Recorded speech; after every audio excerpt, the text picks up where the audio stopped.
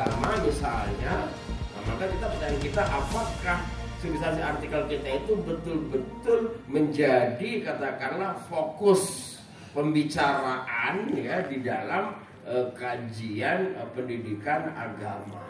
Apa yang dibaca pertama kali oleh editor, kemudian dalam waktu cepat membuat keputusan, itu tidak semua bagian artikel Bapak Ibu. Maka kita perlu menyiapkan bagian-bagian secara sempurna. Tapi ini kadang luput dari penulis. Karena editor itu membaca cepat dari ya minimal ada 3 aspek. Dia akan membaca judulnya Bapak Ibu, dia akan membaca abstraknya, yang ketiga dia akan membaca referensinya.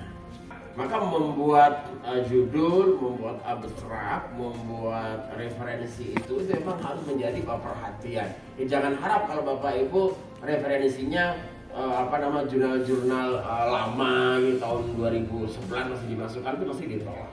Maka kriteria 80% referensi itu harus juga berasal dari jurnal atau indeks Scopus, itu juga sesuatu yang ditaati oleh setiap editor. Segi abstrak itu ada yang keliru misalnya. Abstrak itu kan bukan abstrak ya. Abstrak itu ya ada yang abstrak tenanan gitu, abstrak betul gitu, abstrak misalnya nggak kelihatan.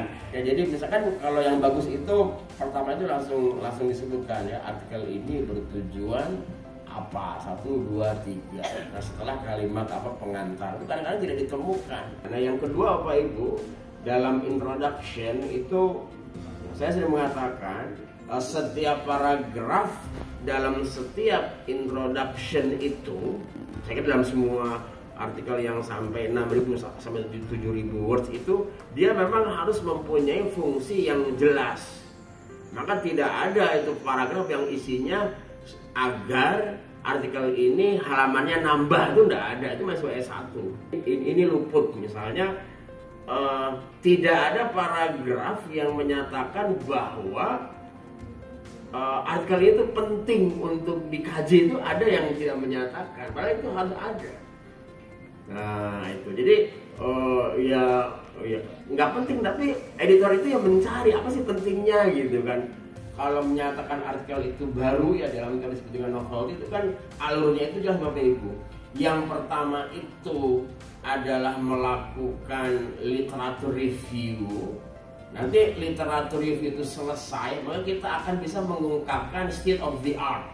Nanti kalau itu sudah selesai, maka otomatis artikel kita akan mempunyai novelty kan gitu. Nah kemudian di mana posisi kita dari apa yang tadi belum dilakukan orang itu.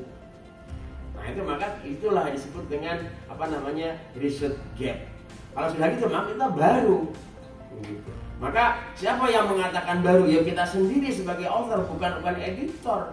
Jadi memperkuat referensi artikel itu diambil dari kajian literatur review itu untuk menuangkan referensi-referensi terkini dan kita itu yang paling dominan. Yang pertama ada pada bagian literatur review dan yang kedua adalah pada bagian pembahasan, discussion. Metodologi itu kalau kita melakukan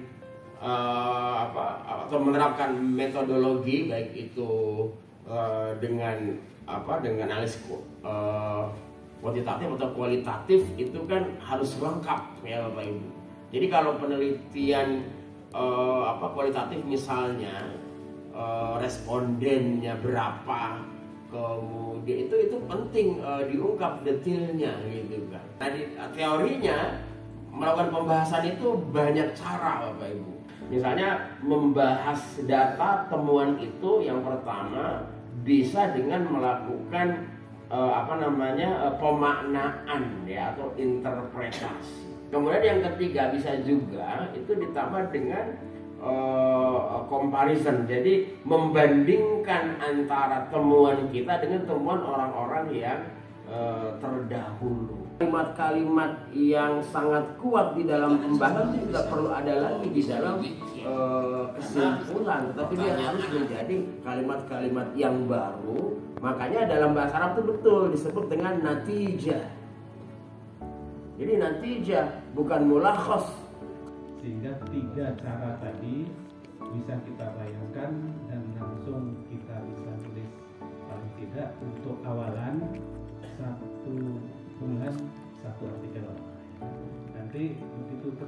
hari satu artikel 1 minggu.